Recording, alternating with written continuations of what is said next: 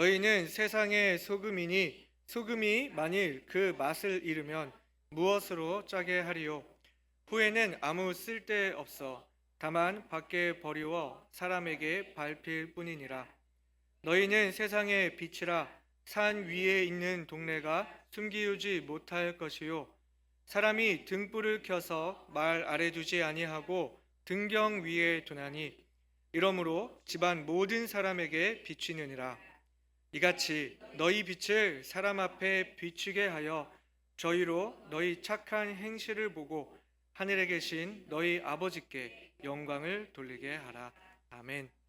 아버지 하나님, 수요일에 저희들 주님을 예배하는 가운데 주님께서 우리에게 주실 그 말씀이 있기 때문에 주님께 감사하며 그 주님의 말씀을 기대하는 마음으로 이 자리에 섰습니다. 주님, 주의 말씀을 대언하는 종의 입술을 주님 주관하여 주시고 전하는 자나 받는 자가 동일한 그 성령의 감동으로 동일한 도전이 있도록 이 시간 인도하여 주시옵소서. 감사드리며 예수 그리스도 이름으로 기도드리옵나이다. 아멘. 자리에 앉으시겠습니다.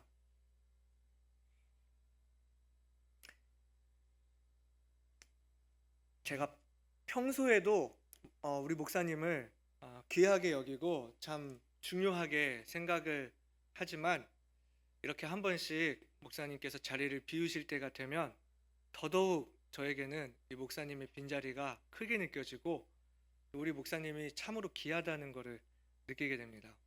여러분도 그러시죠?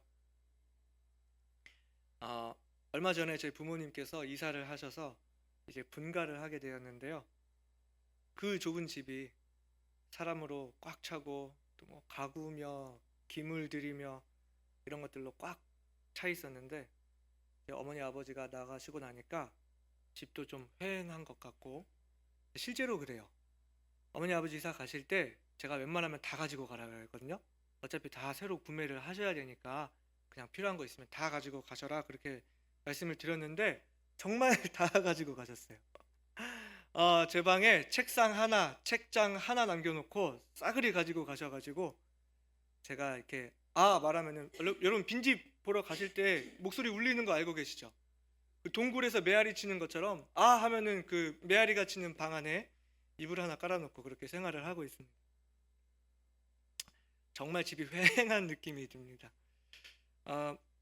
목사님이 안 계시니까 목사님 더 중요하게 느껴지고 또 부모님이 분가를 하고 나니까 더욱 집이 휑하게 느껴지고 또 함께 있었던 시간이 귀하게 느껴지고 전형적인 이 불효자 스타일이죠.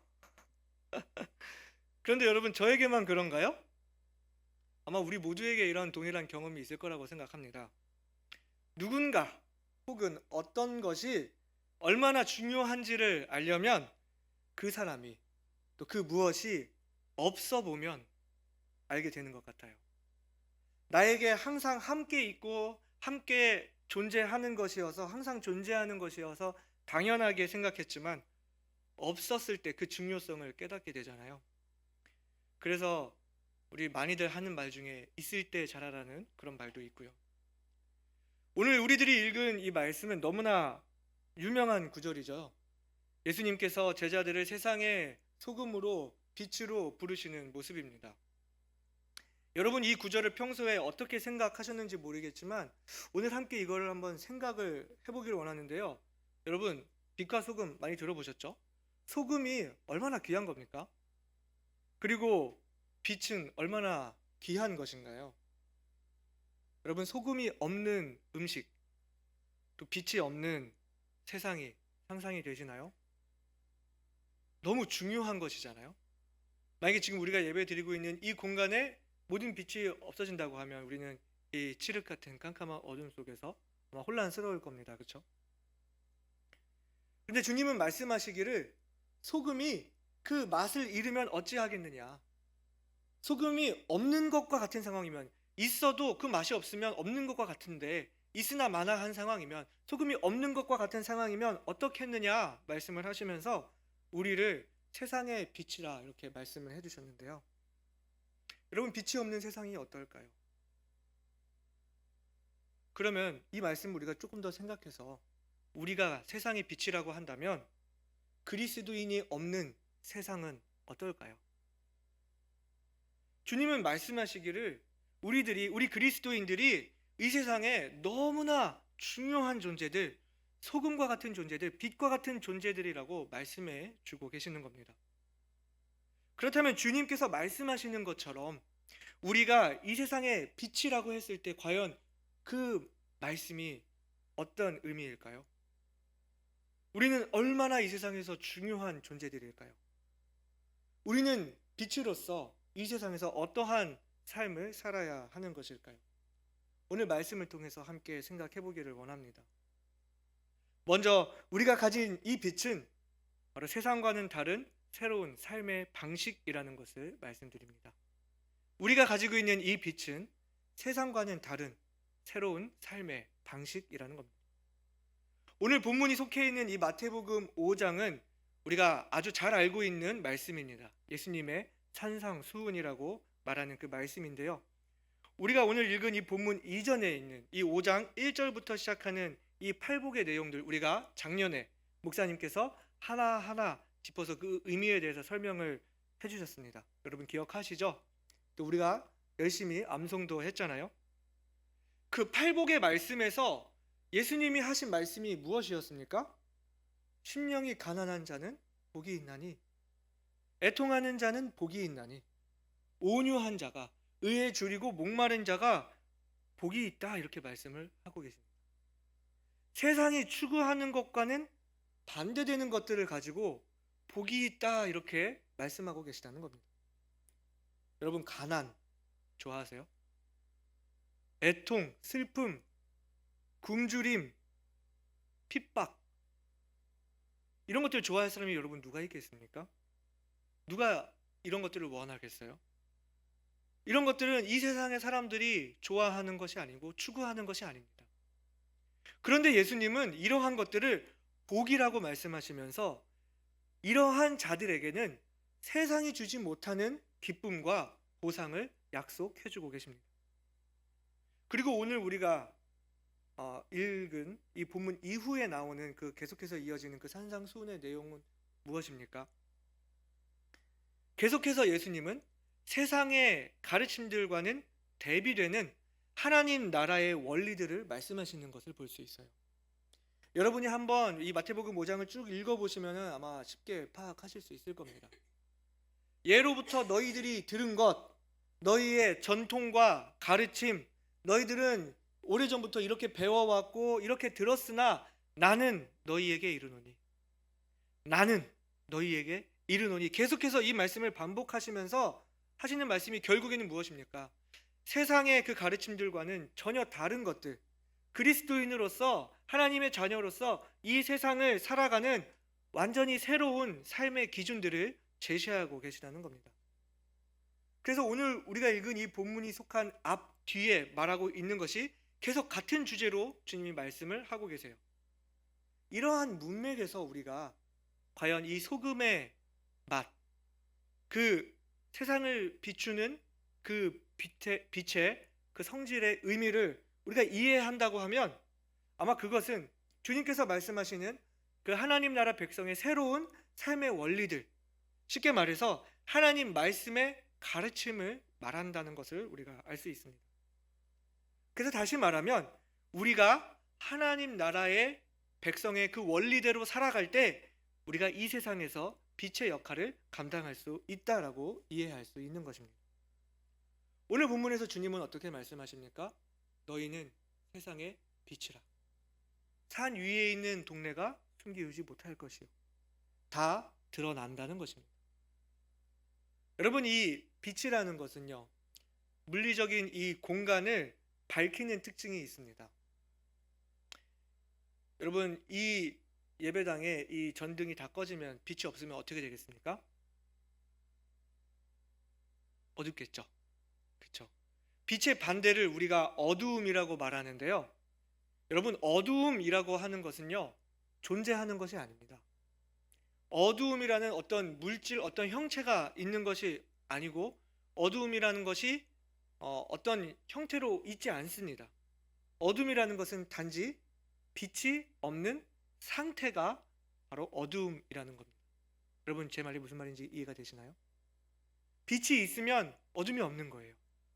어두움이 존재하는 게 아니라 어둠은 그저 하나의 상태일 뿐이라는 겁니다. 그렇기 때문에 빛과 어두움은 섞일 수가 없습니다. 빛이 존재하게 되는 그 순간부터 어두움은 사라지게 되는 것입니다. 그렇다면 주님이 우리를 세상의 빛이라고 부르신 의미를 우리가 생각할 때 우리는 어떤 결론을 내릴 수 있을까요? 우리가 그리스도인다운 삶, 하나님 나라의 삶의 원리대로 살아갈 때 이 어두운 세상을 밝게 비출 수 있게 된다는 것입니다. 주님이 말씀하신 그 팔복의 모습들, 그리고 또 이후에 나오는 그 산상수훈의 가르침들, 오른 뺨을 때리는 자에게 왼 뺨까지 돌려대며 겉옷을 달라고 하는 자에게 속옷까지 내어주고 오리를 동행하자고 하는 사람에게 심리까지 같이 가주는 모습, 원수를 되갚는 것이 아니라 원수를 도리어 사랑하라고 하는 이러한 모습들은 이 세상 사람들의 가치관과는 전혀 맞지 않는 것입니다. 그런데 우리가 이러한 모습으로 살아갈 때 당연히 세상 사람들은 우리가 불편할 거예요. 동의가 안 되고 그것이 맞지가 않거든요. 이 사람들의 가치관과는 이것이 다르거든요. 따라서 빛 가운데 있는 사람들을 싫어하게 될 겁니다. 그들의 어둠 가운데 감추어 있던 그들의 못난 모습이 드러나게 되기 때문이죠. 하지만 이러한 그리스도인들의 모습이 세상을 밝힙니다. 우리에게는 복음이 있기 때문입니다. 그리고 우리에게는 그리스도의 사랑이 있기 때문입니다. 그리스도의 복음이 세상을 바꾸고요, 그리스도의 사랑이 세상을 바꿉니다. 그들이 주님을 알게 되고 주님의 사랑을 알게 될 때에 그들도 변화될 수 있습니다. 여러분, 세상이 변화되는 것은 결국 한 사람이 변화되는 일이지 않습니까? 그리고 바로 저와 여러분이 그렇게 변화된 한 사람이지 않습니까?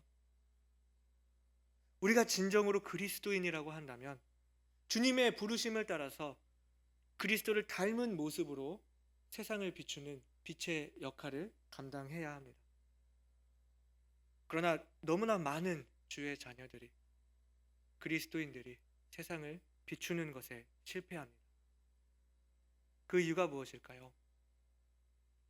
그것은 바로 빛을 비추지 못하는 우리들의 문제입니다. 우리 15절을 보실까요? 오늘 본문 15절입니다. 뭐라고 말씀하고 있습니까? 사람이 등불을 켜서 말 아래에 두지 아니하고 등경 위에 두나니 이러므로 집안 모든 사람에게 비치느니라 말씀하고 있습니다. 여러분, 제가 오늘 말씀을 좀 쉽게 이해시켜드리기 위해서 등불을 하나 준비를 해봤습니다. 잠시만 기다려주세요.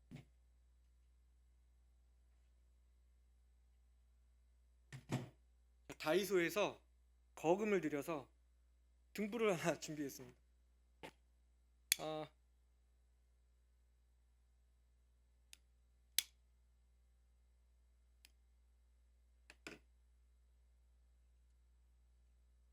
밝은가요? 잘 보이세요? 좀 더 드라마틱한 효과를 요걸만 좀 꺼보겠습니다. 빛이 보이시죠? 그렇게 밝지는 않지만 그래도 빛을 볼 수 있을 것 같습니다. 이 등불을요, 여러분, 말 아래에 두지 아니한다고요. 여러분, 말이라는 것, 한 말, 두 말, 서말할 때 여러분 말 뭔지 아시죠? 아마 저보다는 여기 계신 어르신들께서 그 한 말이 얼만큼의 양을 의미하는지 더 잘 아실 것 같은데요. 일반적으로 한 8kg에서 10kg 정도 사이의 곡물이라고 합니다. 근데 지역마다 그 말을 측정하는 단위가 달라가지고 어디 가면 이만큼인데 어디 가면 이만큼이고 좀 다르다고 합니다. 아마 제가 박스를 하나 구했는데요. 아마 이 정도 되는 박스면은 한 말 되는 것 같습니다. 그런가요? 이거 적은가요? 대충 우리 이거를 한 말이라고 해볼까요?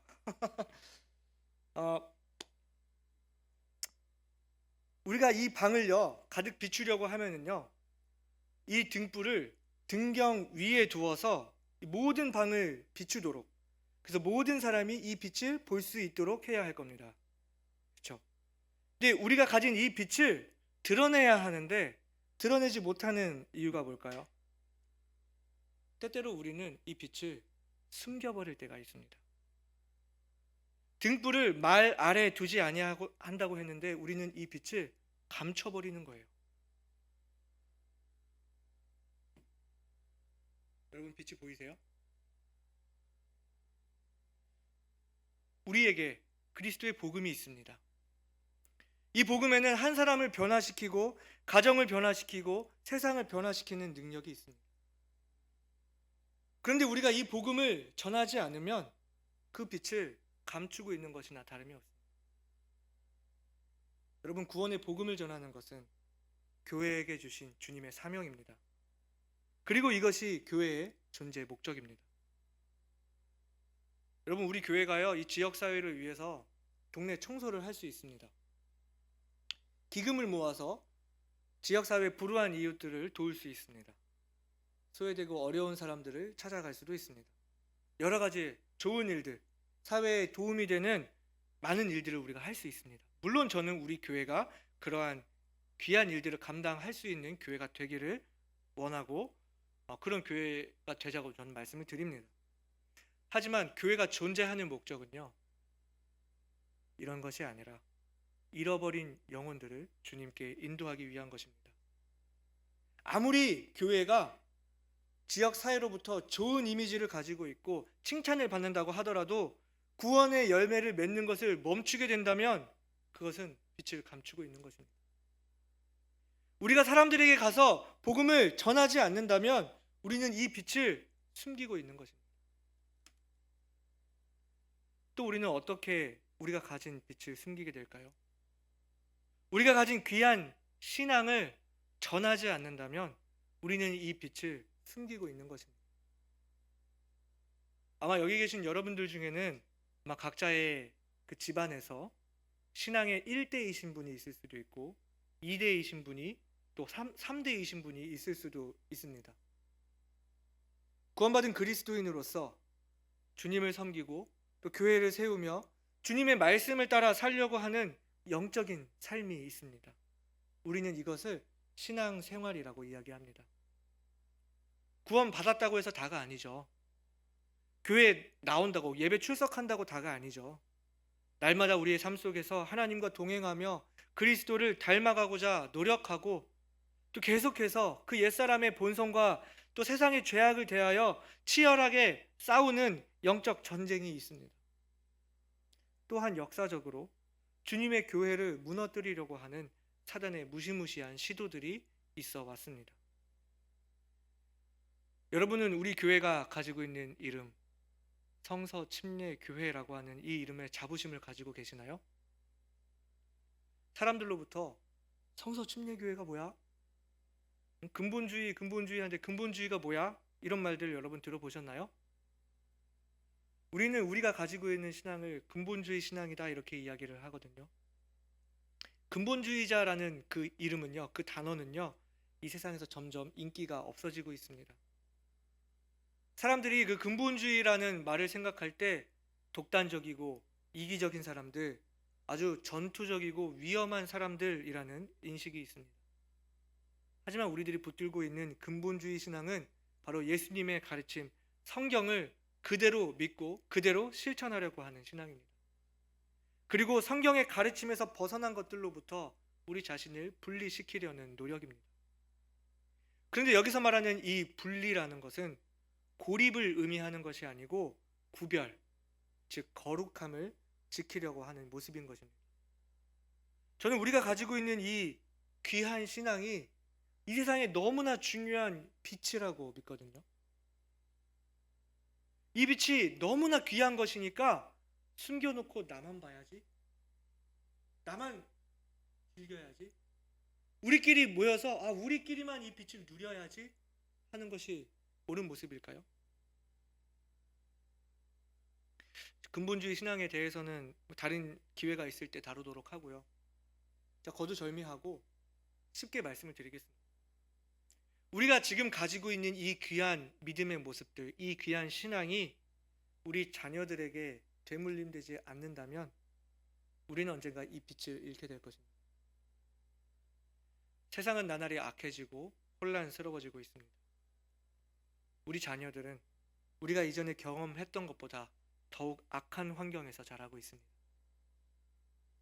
우리가 우리의 신앙을 우리 자녀들에게 가르치지 않고 전수하지 않는다면 언젠가 우리 자녀들은 세상에 물들게 되고 세상에 사로잡히게 되고 우리 최윤성 형제님 설교했던 것처럼 마귀의 사냥감이 되고 말 거예요. 더 쉽게 말씀드려서요, 지금 여러분의 자녀들이 제대로 주님을 섬기고 있지 못하고 있다고 한다면 절대 그것이 괜찮다고 넘어갈 일이 아니라는 겁니다. 우리가 이 세상에 있는 사람들을 생각하게 될 때도요, 그래, 구원만 받으면 되지, 예수님만 믿으면 되지, 교회는 어느 교회나 다 출석해도 괜찮아, 그냥 온라인으로 드려도 괜찮아 라고 한다면 우리가 가지고 있는 이 귀한 믿음은 언젠가는 감추어지게 되고 고립되어지게 될 겁니다. 여러분, 교회라고 해서 다 같은 교회가 아니거든요. 우리가 가지고 있는 이 신앙의 고귀한 모습이 정말로 모범이 되고 또 닮고 싶은 그 모습이 되어야 하고 실제로 확장되어야 할 줄 믿습니다. 우리가 빛을 드러내지 못하는 또 다른 이유가 있습니다. 그것은 때때로 우리가 그 빛을 가리고 있기 때문입니다. 빛을 담고 있는 이 등의 모습이 온전하지 못할 때, 깨끗하지 못할 때 그 빛은 효과를 잃게 됩니다. 우리가 세상을 사랑하게 될 때 그 빛을 잃게 됩니다. 우리가 세상 사람들이 추구하는 것처럼요, 돈이라든지요, 또 명예라든지요, 또 어떤 육신적인 만족, 또 성적인 타락, 또 어떤 사람들처럼 구독과 좋아요, 이런 것들, 그리고 팔로워 같은 것들, 그런 것들을 우리가 똑같이 세상 사람들과 추구하며 세상의 물을 우리에게 자꾸 묻히게 되면, 여러분, 이 빛이 보이세요?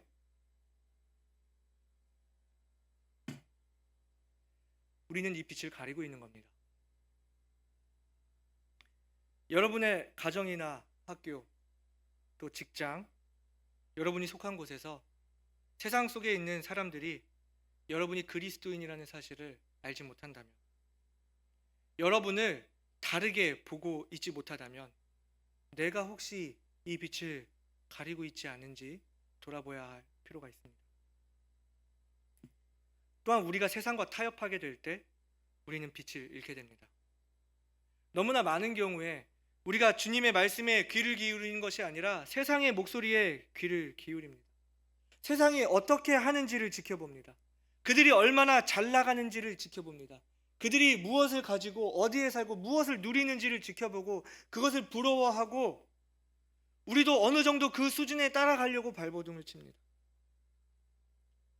사람들을 만족시키려고 하는 인본주의가 오늘날 교회들 안에 깊이 물들어 있습니다. 많은 교회들이 하나님이 원하는 것이 무엇인가를 찾기보다는 사람들에게 인기 있는 것, 더욱 사람들을 불러 모을 수 있는 것을 찾아서 교회 사역에 적용하려고 합니다. 많은 교회들이 진리를 타협하며 하나님을 향한 예배가 아니라 내 만족을 위한 예배를 드리고 있습니다. 저는 우리 교회가 주님 다시 오시는 그날까지 주님만을 기쁘시게 하는 교회, 주님께서 귀하게 쓰실 만한 교회가 되기를 간절히 원합니다. 주님께서 무엇이라 말씀하셨습니까? 사람이 등불을 켜서 말 아래에 두지 아니하고 등경 위에 두나니 이러므로 집안 모든 사람에게 비치느니라. 등경 위에 등불을 올려놓으라 말씀하십니다. 자, 등경도 준비를 해봤습니다. 이게 등경이라고 할 수 있을지 모르겠는데요, 영어를 찾아보니까요, 거기 캔들스틱이라고 써 있더라고요. 그래서 등경 위에 이렇게 등불을 올려놓는 겁니다. 그럼 다 볼 수 있겠죠. 말 아래 두고 나만 볼 수 있게 하고 그 빛을 가리는 것이 아니라 등경 위에 올려서 방 전체에 이 빛이 골고루 빛이 퍼지고 모든 사람이 이 빛을 볼 수 있도록 하라는 것입니다. 우리가 가진 이 복음과 바른 신앙을 세상과 또 우리 다음 세대에 전하지 않으면 우리는 이 빛을 숨기고 있는 것입니다. 우리가 죄 많은 세상과 그 가르침에 순응하고 타협하고 세상의 물을 자꾸 우리에게 들이게 되면 우리는 이 빛을 가리고 있는 것입니다. 그러면 이제 우리는 어떻게 해야 하는 것일까요? 우리가 가진 빛을 비추어야 하겠습니다. 오늘 본문의 16절 말씀 우리 같이 읽어볼까요? 16절입니다. 시작. 이같이 너희 빛을 사람 앞에 비추게 하여 저희로 너희 착한 행실을 보고 하늘에 계신 너희 아버지께 영광을 돌리게 하라. 아멘. 주님께서 말씀하시기를 우리가 가진 이 빛을 사람들 앞에 비추라고 말씀하십니다. 주님께서 말씀하신 그리스도인의 그 새로운 삶의 원칙, 즉 성경의 가르침에 따라 사는 것입니다. 아무리 세상과 맞지 않고 그것이 세상과 엇나가고 도리어 세상이 미워할지라도 말씀하신 그대로 길을 가는 것입니다. 교회는 계속해서 주님의 복음을 전해야 합니다. 그리고 초대교회로부터 이어진 그 바른 믿음의 교리를 전수하고 지켜야 합니다.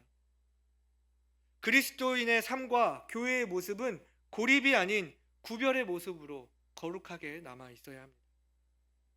만약에 교회가 사람들을 더 많이 모으기 위해서 거룩이라는 그 가치를 깎아내리게 된다면 교회는 그 빛을 잃게 될 것입니다. 우리는 예수님의 마음을 품고 사람들을 사랑하되 세상을 사랑하지 말아야 합니다. 한 신학자는 말하기를 사랑 없는 거룩은 거룩이 아니며 거룩이 없는 사랑은 하나님의 사랑이 아니다라고 말했습니다. 여기 본문에서 주님은 무엇라고 말씀하셨습니까? 이같이 너희 빛을 사람 앞에 비추게 하여 저희로 너희의 착한 행실을 보고. 여기서 말하는 착한 행실이 무엇이겠습니까? 세상이 보기에 좋은 것, 선한 것이 아니라 하나님이 보시기에, 주님께서 보시기에 기뻐하시는 삶의 원리들을 말하는 거겠죠. 너희의 착한 행실을 보고. 누가요? 사람들이요. 누구를 본다고요? 우리들을 본다고요. 여러분, 사람들이요. 세상의 사람들이요. 우리들을 본다고요. 올해 우리 교회 표어가 무엇인가요, 여러분? 예수를 바라보자입니다.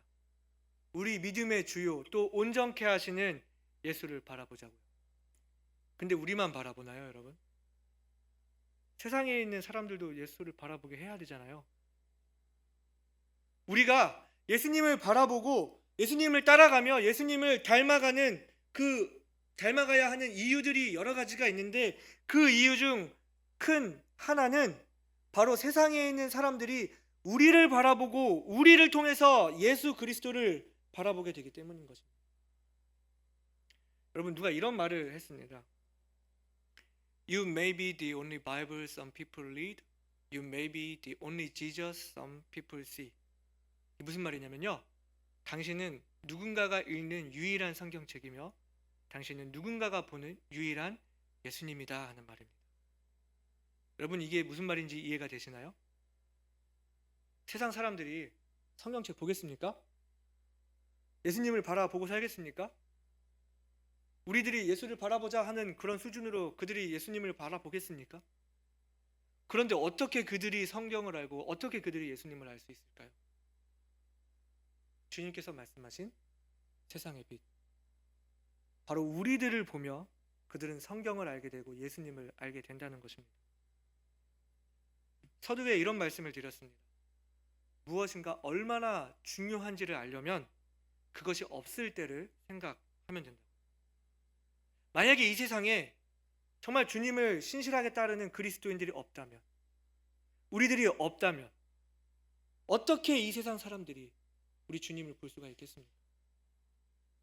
우리가 예수님을 바라보고 예수님을 닮아가며 우리가 그 빛을 세상에 비추는 것이 아니라 그 빛을 숨기고 있다고 한다면, 우리가 예수님을 바라보지 않고 세상을 바라보고 세상을 사랑하면서 이 세상 사람들과 똑같은 모습으로 그렇게 살아가고 있다고 한다면 그래서 우리가 그 빛을 이렇게 가리우고 있다고 한다면 세상이 어떻게 예수 그리스도를 볼 수 있겠습니까?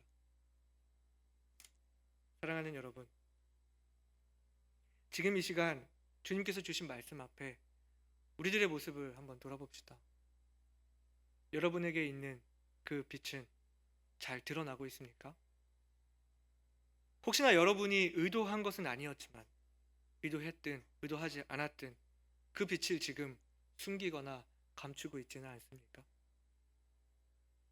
나의 행실이 온전치 못하여서 세상을 바라보게 되고 자꾸만 세상에 관심이 가고 세상을 사랑하게 되고 세상과 타협을 보는 가운데 주님께서 우리에게 주신 빛을 잃어가고 있지는 않습니까? 여러분이 계신 가정과 또 직장과 사회가 여러분들로 인해서 빛이 나며 사람들이 당신을 통해 그리스도를 보고 있다고 말할 수 있습니까? 주님은 어떻게 말씀하셨습니까? 요한복음 8장 12절에 예수께서 또 일러 가라사대 나는 세상의 빛이니 나를 따르는 자는 어두움에 다니지 아니하고 생명의 빛을 얻으리라 말씀하셨습니다. 이 세상의 참된 빛은 예수 그리스도이십니다. 그런데 이 주님께서 우리를 세상의 빛이라고 부르셨습니다. 세상은 우리를 통해서 참 빛이신 예수 그리스도를 보게 되고 우리를 통하여 세상이 그리스도를 보게 될 때 하나님이 영광을 받으신다고 말씀하고 있습니다. 이제는 우리가 가진 이 빛을 깨끗하게 거룩하게 밝히 비칠 수 있도록 거룩히 구별하며 또 당당히 드러내야 할 줄로 믿습니다. 잘 보이시나요? 주님이 말씀하신 것처럼 세상을 더욱 밝게 비추기 위해서 우리가 그 더 큰 빛을 얻기 위해서 더욱 주님을 따르고 더욱 주님을 닮아가고 더욱 주님을 바라보아야 합니다. 바라기는 저와 여러분이 비록 세상 속에 살고 있지만 세상에 속하지 않고 세상과 구별되어 있지만 세상의 사람들을 사랑할 줄 알며 죄인들에게 다가가지만 죄와는 타협하지 않는 믿음의 사람들이 되기를 원합니다. 그리스도의 복음을 전하고 교회를 세우며 우리가 가진 신앙을 전수하는 일에 최선을 다하는 교회가 되기를 원합니다. 세상의 가르침이 아니라 주님이 우리에게 주신 삶의 원리들, 말씀의 가르침을 따라 살며 빛의 역할을 감당해낼 때 우리가 세상을 밝히는 교회가 되길, 우리를 통하여 사람들이 그리스도를 보게 되며 그리스도께 돌아오게 되기를 소망합니다. 우리 함께 기도하시겠습니다.